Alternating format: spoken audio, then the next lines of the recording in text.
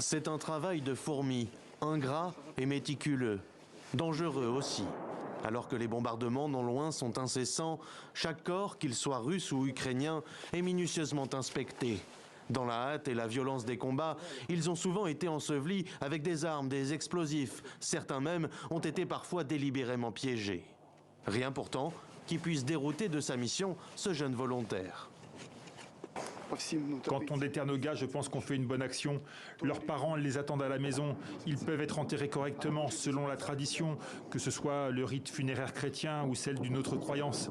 Ils ne devraient pas reposer dans une forêt, un champ ou dans la rue. Quand on trouve un corps, je n'ai pas de malaise. Je me sens plutôt bien, au contraire.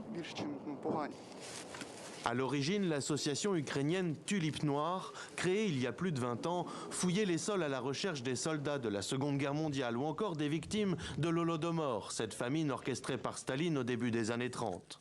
Pour Oleksiy, qui dirige aujourd'hui à 37 ans l'organisation, tout cela a commencé très jeune avec son frère. Quand nous allions dans les bois, c'était la fin mai ou le début de l'été. Tout était vert, mais il y avait des taches blanches dans les bois. C'était des ossements humains. Il y en avait tellement que je pensais que c'était pas réel, que c'était des os d'animaux. Des crânes étaient éparpillés, ainsi que des équipements de soldats soviétiques et allemands. Depuis 2014 et plus encore depuis le début de l'invasion russe en Ukraine, ces volontaires ont adapté leur expérience des fouilles archéologiques à la guerre en temps réel. Alors que les corps des soldats russes sont rendus à l'adversaire en vue de les échanger, les militaires ukrainiens tombés au front sont identifiés puis renvoyés à leurs familles. Des raisons pour tenir psychologiquement, de quoi ne pas devenir fou face aux découvertes macabres. On ne s'y habitue jamais. Chaque fois que vous déterrez un garçon, vous vivez son cauchemar et l'horreur qu'il a vécue dans son dernier moment. Quand il comprend que c'est la fin, qu'il n'y aura pas de retour en arrière. Avec lui, vous revivez tout ça.